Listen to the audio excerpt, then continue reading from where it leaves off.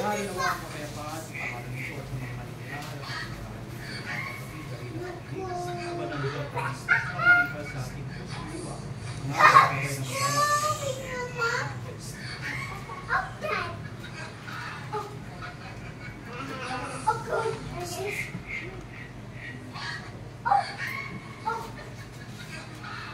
mga mabuting balita ng Panginoon ayon sa Panginoon.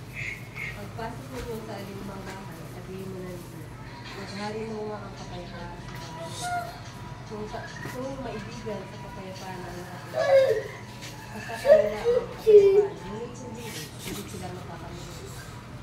Manatili kayo sa bahay sa inyong sinusulinan. Kanin ninyo at inumin ang inyong idulog nila sa inyo. Sapagkat ang manggagawa ay may karapatang tulong sa kanyang dito. Huwag kayong magpalipat-lipat ng bahay. Kapag tinanggap kayo sa alinong bahay, dahil ninyo ang alinong ihain sa inyo. Pag-ibigin ninyo ang mga may sakit sa tingin sa bayan, nalalapit na ang pag-ahari ng Diyos. Ang mabuting balita ng Panginoon.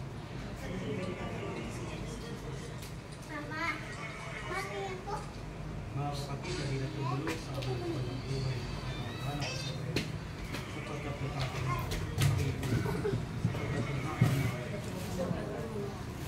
ang mga kapatmahal o binubayanihan, ang kapat na pagmamahalan ng tahanan ito, sapagkat lutakang ang mga mapagkalingan o binubayanihan ng lagi sa mga kapuspalad o kapso o nilulog namin, sapagkat lutakang ang may kapalo, hindi mo naging masikasi kami sa pagpapalaganap ng iyong pagkahari, inilulog namin sa pagkatulakang amin Ama. Sa iyong kagandahang loob, binibigay mo sa amin ang iyong buhay at pagkanta. Ang tinikin mo, iyong naging tutungakan, yaman nila'y pinagkulang ng kanilang mabuting pagsasamahan. Inilulog namin ito sa pamamagitan ng Kristo kasama ng Espiritu Santo, sa walang hanggan. Amen.